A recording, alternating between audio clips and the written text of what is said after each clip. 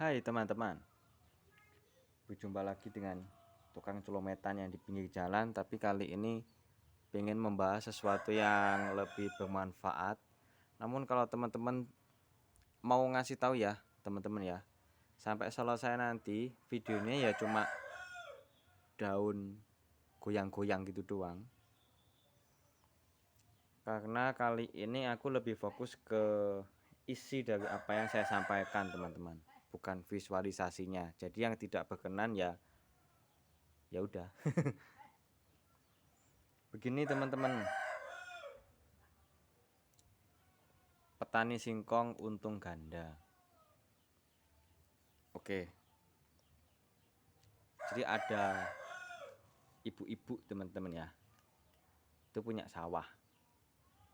Nah sawahnya ini yang sebagian ditanami padi.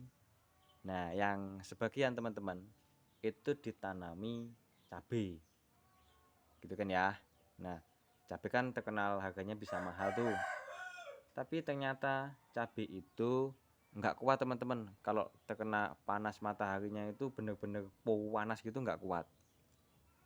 Terus lebih bagusnya itu diselingi ya, istilahnya itu kalau orang Jawa nyebutnya diselamburi sama pohon ketela, supaya nanti daunnya dari pohon ketela ini tuh agak teduh gitu loh teman-teman.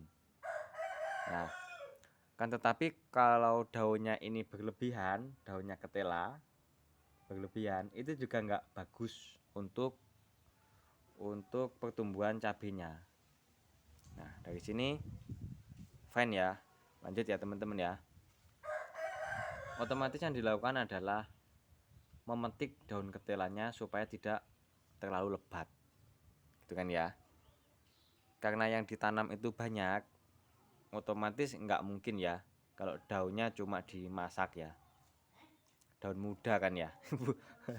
Bukan daun muda selingkuhan gitu, bukan, bener-bener daun. Nah akhirnya dijual teman-teman, dapat tuh cuan ya nggak, ya dong. Apapun yang dijual yang penting halal, dapat cuan banyak, oke dong. Nah ternyata teman-teman, ketika cabenya udah mati, waktunya ngebongkar teman-teman ya, itu kan ditanami cabai lagi teman-teman, tanami cabai lagi. Nah ketela ini setelah 1 tahun kan biasanya akan menghasilkan umbi teman-teman. Cuma ibu-ibu ini awalnya niatnya ini kan menanam ketelanya buat apa namanya, iup-iup lah, iup-iup pohon cabenya. Nah ternyata ada umbinya juga teman-teman, meskipun sering dipetik daun mudanya ya. Tapi kebahagiaan nggak nyampe situ teman-teman. Ternyata ketika ketika itu umbinya, singkongnya itu direbus, ternyata nggak bisa empuk teman-teman ya. Kalau orang Blitar nyebutnya ngonyeh atau apa ya, yak-yak gitu loh teman-teman ya. Yak-yak gitu. Ininya sih nggak enak teman-teman. Kalau digoreng itu masih kayak keras gitu ya. Nggak bisa meduk lah. Direbus pun juga sama, nggak bisa meduk. Tapi alhamdulillahnya lomboknya bagus ya kan, bisa ngejual daun singkong. Terus berpikir lagi nih teman-teman, singkongnya diapain?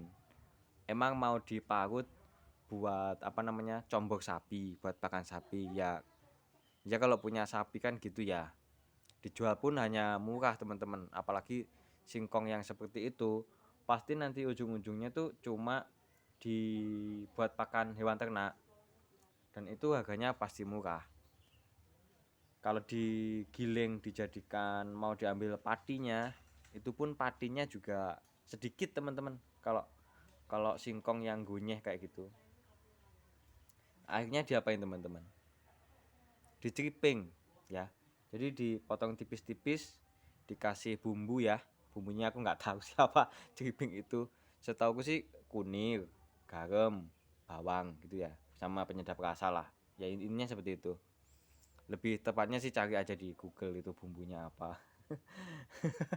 Nah, itu tadi teman-teman, ketika digoreng ternyata hasilnya itu jauh lebih crispy teman-teman. Enak malahan, malah lebih lebih apa ya? Lebih keras tapi lebih gurih, lebih renyah gitu loh. Dan itu ternyata teman-teman ya, satu petak sawah itu semua pohonnya itu kayak gitu. Kalau daunnya sering dipetik ya, ternyata ketelannya itu semuanya seperti itu. Setelah dicoba-coba menggunakan pohon singkong jenis yang lain pun tetap hasilnya ngunyah-ngunyah kayak gitu teman-teman. Karena kalau dipikir secara mendalam teman-teman ya, ketika daunnya itu dipetik, otomatis kan proses fotosintesisnya terganggu, yaitu ketika daun itu harus menyerap karbon dioksida sebanyak-banyaknya, kemudian ditransfer ke umbi ya. Jadi karbon dioksida itu setelah proses fotosintesis dia akan dirubah menjadi karbohidrat, menjadi pati dan akan disimpan di umbi ketela gitu loh teman-teman. Ketika daunnya itu ya sering dipetik, otomatis nah proses transfernya itu terhambat perharinya gitu loh, ya kan. Tapi untungnya itu tadi teman-teman, ternyata masih bisa diolah lagi menjadi keripik yang rasanya tuh menurut aku nih pribadi ya lebih enak. Bahkan bapak aku yang udah nggak telaten makan itu bilang kalau ketela yang gunyeh kalau diceriping itu rasanya enak gitu loh. Biasanya kan orang tua kan males ya disuruh makan apa namanya ceriping opak sing atos ngono lho. Kayak gitu. Ya udah gitu aja teman-teman. Kalau teman-teman suka dengan video ini subscribe aja, kalau enggak ya enggak apa-apa. Terima kasih. Tapi oh iya teman-teman, ini videonya aku genapin 8 menit supaya gajiku di YouTube banyak. Jadi kalau teman-teman udah merasa cukup dengan pembahasan tentang singkongnya, ya udah. Tapi ini akan aku lanjutin sampai 8 menit ya, teman-teman ya. Jujur aja sih teman-teman ya, nanggung nih eman-eman kalau nggak di 8 menitin. 32, 33, 34, 35, 36, 37, 38, 39, 40. Tuh 2, 3. Masih lama ya. Habis ini pergi ke Kalinjari, ke jembatan Kalinjari sebelah barat di Kecamatan Selopuro, Kabupaten Blitar untuk ambil video celometan.